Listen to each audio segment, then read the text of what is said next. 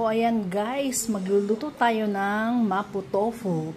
Ito ang ating giniling na marinated ng toyo, paminta. Ito ang ating tofu na hiwa-hiwa ko na. Ito yung silken tofu.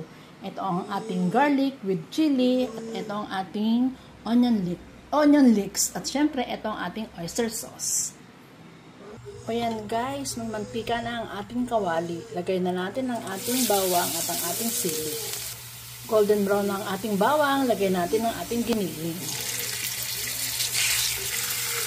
Ayan, pisado ng mabuti. Lagay natin ang ating tofu. Lagay natin ang oyster sauce. Lagay natin ang onion leeks.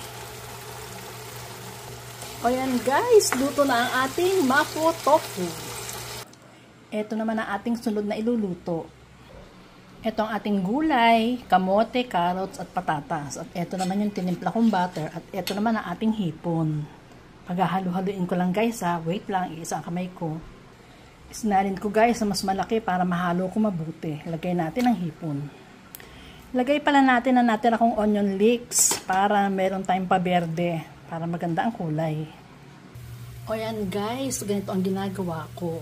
O, kada isang okoy, may isang hipon.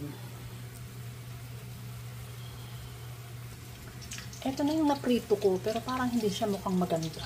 Kaya nilipat ko ang aking lutuan. O ayan guys, luto na ang ating okoy.